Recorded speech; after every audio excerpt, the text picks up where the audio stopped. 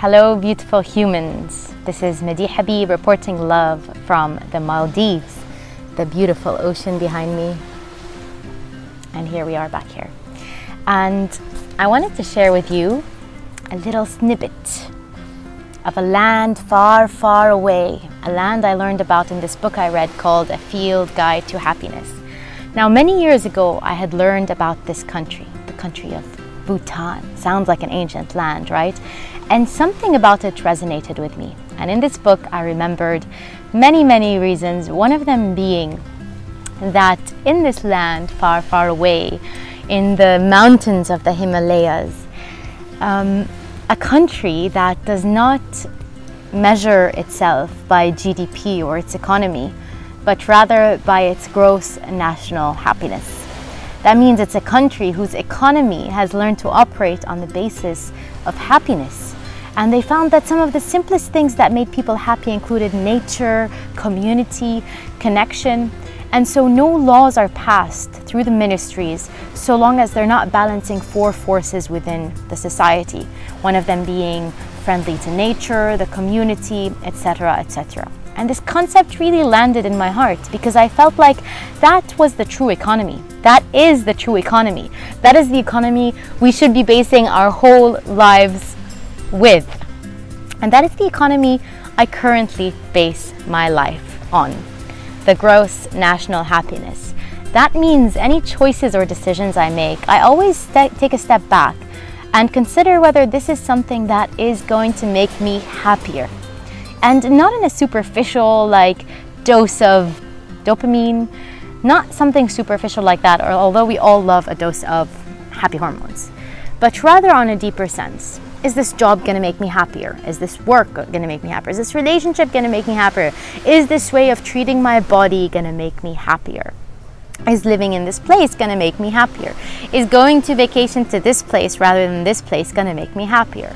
Is this person entering my life going to make me happier? Is serving my community in this specific way going to make me happier?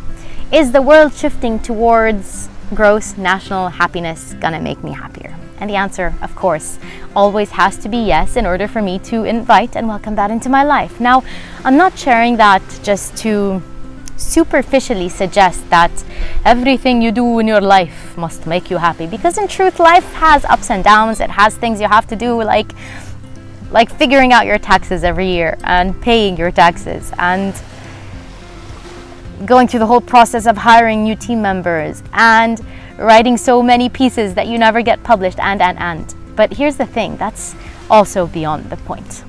There was a turning point in my life where I realized that whatever economy most people were operating on, which is the economy of a salary you get at the end of the month, the economy of prestige, the economy of can you afford a car, the economy of what's your career track, and. I realized that the economy that most people are operating on just doesn't work for me. It doesn't work for me. It doesn't satisfy my soul. And so in that moment, I made a decision that from then on, I would listen to a different kind of compass, an inner compass. And our inner compass is always guiding us towards greater happiness.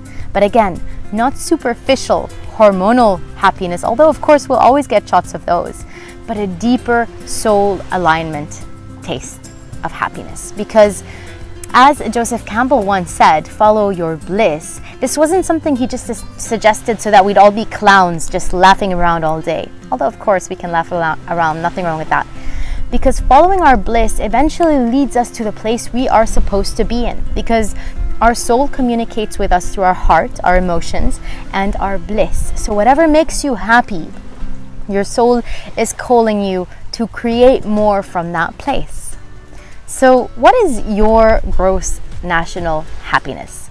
Not your GDP or the income you bring in this year or last year, but rather if you can measure your happiness from 0 to 100, where would you place yourself on that spectrum? And ideally what would happen is every year we are leveling up the capacity to experience happiness, to receive deeper and deeper doses of joy. And of course, happiness is very connected to your values, because if you are living a life that is aligned with your values, you're going to be experiencing happiness. For example, for me, my life has a lot of my key values, including adventure and creativity and joy and connection and community, wellness. So all those things are part of my value system, and because my life is currently aligned with those values, then I would say I used to be maybe 43, 42 when I wasn't listening to my heart, and now I'm in the high 80s to low 90s. And why do I say high 80s to low 90s? Because I feel there is always more. The well of happiness is an infinite well. So you don't want to limit it at, oh, I only, I'm really happy I've reached my capacity. No. The way we can always expand into happiness by knowing there is always a higher level. So never really placing yourself at the 100, because knowing there is even more. I remember somebody who practices, I think it's called access bars, one of the big statements they say, what else is possible? And I really love that, because that means no matter what you reach with success, with happiness, with joy, with connection, with love, with ecstasy, with orgasm, whatever you feel in the peak of your human experience, you can always know and remember what else is possible. So my message for you today is just not to be fooled by the external illusions that our society has placed as markers leading you to places, whether it's the education system or the career system or your family system or your social or cultural system or any other system that's telling you this is how you will achieve success or happiness or because you are going to know what your gross national happiness is if and only if you start to listen and to ask that question and to prioritize that question. Not just to ask it and be like, oh, I'm a 43, oh well, my life sucks. No, I'm a 43 and I'd love to be in the 90s, in the 80s, to feel the juiciness and aliveness of life.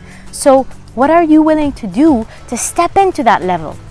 Because I personally think our highest desire, our highest goal should be, and again, I don't like the word should, but let's say I offer it as guidance, ought to be, or I invite us to be, which is to be more alive, to feel more alive, to experience more aliveness.